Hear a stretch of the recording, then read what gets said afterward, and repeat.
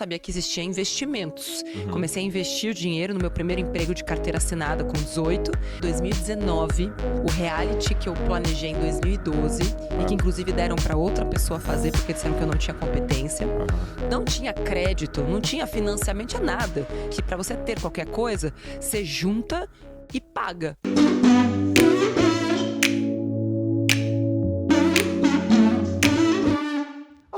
I'm captivated. Como é que foi essa história? Por que dessa decisão e por que finanças? Bom, eu desde criança poupo dinheiro, desde criança mesmo comecei a juntar dinheiro com 6, 7 anos de idade, porque eu queria comprar um carro com 18. E na minha casa, eu tive a sorte de ter uma família que disse não para muitas coisas, porque não podia. Mas, junto com o não, sempre vinha: quando você tiver o seu dinheiro, você faz o que você quiser. A gente não tem, faz você. Tá. E isso me abriu uma porta de possibilidades, porque naquela minha cabeça, né, fantástico mundo de Natália, falei, bom, então é só eu ter dinheiro, que aí vai ficar tudo bem, né, eu vou poder fazer as minhas coisas. E aí o que eu queria era um carro. E meu pai falou, cresça e apareça. Aí eu comecei a juntar dinheiro para comprar o carro com 18, e isso me deu uma disciplina de poupar durante muito tempo. Então eu aprendi a colocar metas, porque eu não deixei de querer coisas de curto prazo. Adolescência, você quer outras coisas também. Mas é como se eu tivesse a capacidade de criar compartimentos na minha cabeça, de objetivos de futuro e de muito longo prazo. Afinal de contas, imagina, eu tinha 6 e estava projetando para 18. Tipo, era quase o triplo da idade que eu tinha. Sem deixar de ter aqueles objetivos de curto prazo e conseguir dividir. Foi aí que eu descobri que o dinheiro se multiplicava, porque na minha casa não tinha isso, tipo, como assim dinheiro? Não, dinheiro faltava, não sobrava. E eu comecei a investir pra mim, porque depois que eu consegui comprar o carro, meu objetivo era sair da faculdade e comprar um apartamento à vista. Porque eu cresci, né? Acho que eu sou um pouco mais velha que você, numa lógica de Acho que não. Brasil. Eu sou de 85. Você é de quando? Me senti elogiada. É. Quantos anos você acha que eu tenho? Acho que tem no máximo 37. Eu tenho 43. Jura? Você tá ótimo, amigo. Depois você me passa o dermato. Sou de 81. Sou de Tá 81. ótimo. Então você sabe exatamente o que eu tô falando, né? Sei. É inflação, aquela coisa que você não sabe se vai ter dinheiro amanhã. Certo. E assim eu cresci, juntando pra poder comprar à vista. Quando eu descobri que o dinheiro no banco, no investimento, crescia e que eu podia, tipo, me esforçar menos, falei, gente, como assim? Ninguém nunca falou isso. Sim. E comecei a investir e a estudar pra mim. E quando eu falava sobre isso, me olhava com uma cara assim, tipo, meus pais achavam meio perigoso, que aquilo não ia dar em nada, achavam que era golpe, e eu lá, tipo, estudando, fazendo minhas coisas. E eu tinha um sonho de ser jornalista, de ser repórter, depois de ter tido vários outros sonhos, né? Eu falo que eu entrei na faculdade de jornalismo porque eu queria ser médica, mas eu sabia que eu não ia conseguir entrar numa faculdade pública de medicina, e eu gostava muito de estudar o corpo humano. Eu queria ser oncologista, eu queria descobrir a cura do câncer.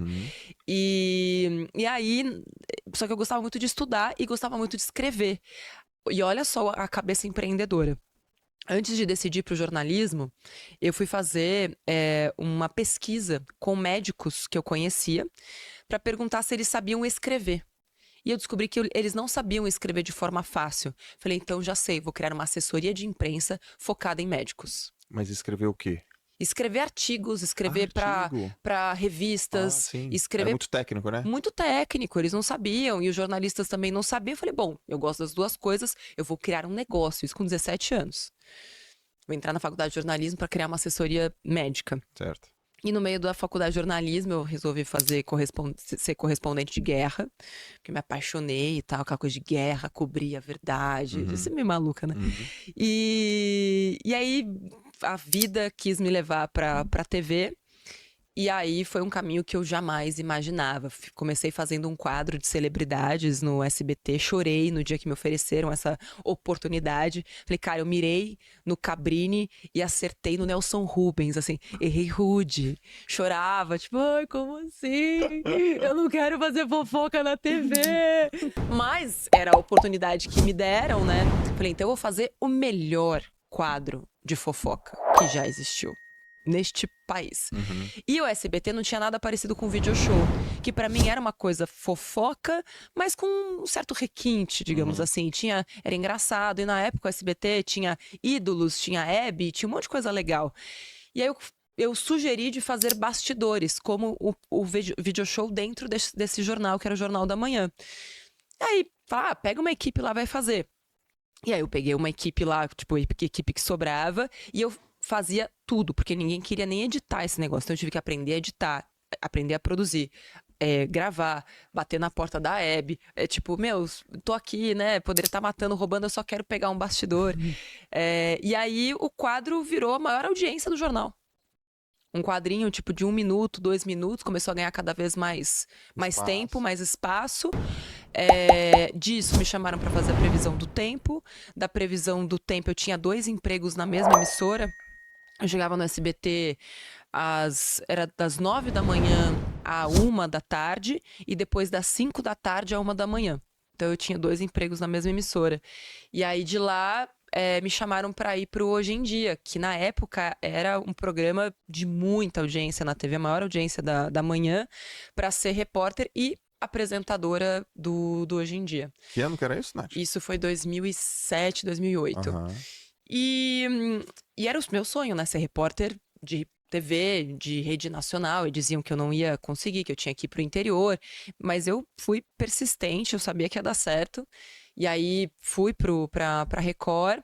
Quando passou 3 anos, eu já tinha tudo que eu queria. Como repórter, eu tinha um bom salário, eu cobria as melhores reportagens, já tinha ido para várias tragédias, querendo ou não, eu fui ver a guerra, mas um outro tipo de guerra, uma guerra da injustiça social, que pega muito mais quem é mais pobre e tem essa questão financeira sempre envolvida. E também fiz muita coisa bacana, entrevistei celebridades, Schwarzenegger, Charlize Theron, Thor, nossa, entrevistei muita gente legal. E eu falei, tá, e agora, né? O que eu vou fazer? Porque daqui, tipo, não tinha mais pra onde ir. E essa coisa de ver a realidade e não poder interferir na realidade, nossa, começou a pegar muito pra mim. Principalmente questões relacionadas à violência doméstica. Uhum. E em determinado momento eu já tinha, né, muito dinheiro investido, tinha triplicado o meu salário, já ganhava muito dinheiro para minha idade e sempre poupei muito, né? Enfim, e já estava, enfim, recompondo, porque eu tinha comprado um apartamento à vista, já estava recompondo essa reserva e tal. E eu me casei muito cedo, me casei com 22 a primeira vez, e eu estava com 29 e estava fazendo uma reportagem sobre violência doméstica e descobri que a maior parte das mulheres que se submetem a violência vivem dessa forma porque são dependentes financeiramente. Naquela mesma semana eu estava me separando. E quando eu me separei, o meu ex-marido falou assim, vamos vender o apartamento e cada um ficar com a sua metade. Mas aquele apartamento, tipo, era a minha liberdade, assim, ele tinha um significado muito grande pra mim. Eu não queria voltar pra casa dos meus pais, eu não queria, sabe? E aí eu falei, não, eu vou comprar a sua parte. E eu tinha dinheiro pra comprar a parte dele. E tudo aquilo que... Porque eu sempre sofri muito bullying pelo meu jeito de lidar com o dinheiro, sabe? Era piada mesmo, assim. Às vezes era... Mandioca. Não, era mais do que isso. Mais com isso. Era chacota, o tempo inteiro, assim, sabe? Como se você fosse uma pessoa diferente que precisa ser eliminada, assim, sabe? Mas eu sempre falo isso, ninguém sabia dos meus sonhos, ninguém sabia que aquilo primeiro pra mim não era um grande esforço. Por exemplo, comprar roupa de brechó. Eu faço isso desde a adolescência, porque eu queria estar bonitinha, mas eu não tinha dinheiro. E quando elas, né, ficavam sabendo disso, tipo, nossa, você tá usando roupa de gente morta. Ou então, depois que eu fui ser repórter, eu andava com uma bolsa, tipo, que eu comprava, sei lá, da China, toda destruída. E as repórteres todas com uma bolsa super chique. Porque eu podia ter acesso a coisas melhores. E elas achavam aquilo um absurdo. Como assim você vai entrevistar um médico com essa bolsa? Eu pensava, mas gente... Eu vou usar o meu cérebro. Essa bolsa não vai fazer o trabalho por mim. Quem vai fazer o trabalho sou eu. E, de fato, aquilo nunca fez a menor diferença. Porque a segurança e a confiança que você tem no seu trabalho valem muito mais. Não é uma bolsa que vai te dar uma porra de uma confiança, entendeu? E então, naquele momento, assim, sabe quando tudo faz meio que sentido? E aí, eu prometi pra mim mesma que eu ia dedicar todos os dias da minha vida. Fiz uma promessa. pra fazer com que mais pessoas tivessem aquela mesma sensação de liberdade, de escolha que eu tava tendo. E ali eu tomei uma decisão de mudar a minha vida pra ensinar as pessoas. E foi aí que primeiro, antes eu já tinha criado um reality show e oferecido pra TV onde eu trabalhava por conta disso, né? Pô, eu tô aqui na TV e é um veículo que fala com milhões de pessoas, por que a gente não usa esse veículo pra ensinar as pessoas algo de um jeito divertido? Aí eu criei um reality, onde eu pegava as pessoas endividadas, transformava elas em investidoras. Criei esse formato, eu adorava, sempre adorei realities de transformação e tal. E durante 3 anos foi só não, não, não, não, não. Até que depois deste marco eu falei, quer saber? Eu estou desencorajada. E aquilo, aquela força, sabe? Tipo, aquele gatilho pra mim. Falei, não, como eu posso continuar vivendo sabendo que eu tenho um conhecimento que eu posso oferecer pras pessoas e por medo eu não vou? Aí eu criei um plano, fiz uma reserva. Comecei a fazer primeiro um blog, depois o canal no YouTube. Uma marca me procurou, eu peguei minha primeira cota de patrocínio, isso em 2015, pedi demissão, eu tinha um contrato de 1 ano, eu falei, bom, tem 1 ano pra isso aqui dar certo. E aí, foi, O canal começou em 2015. 2015. Você falou, O vou blog criar, em 2014. vou criar minha própria emissora.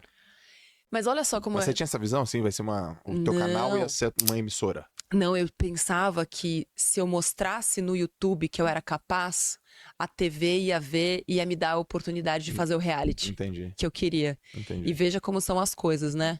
Isso foi 2015. Quando foi 2019, o reality que eu planejei em 2012, e que inclusive deram pra outra pessoa fazer, porque disseram que eu não tinha competência, Aham. foi ao ar, mas aí eu era sócia. Era Natália Arcuri, Me Poupe, Endemol e Band. Uhum.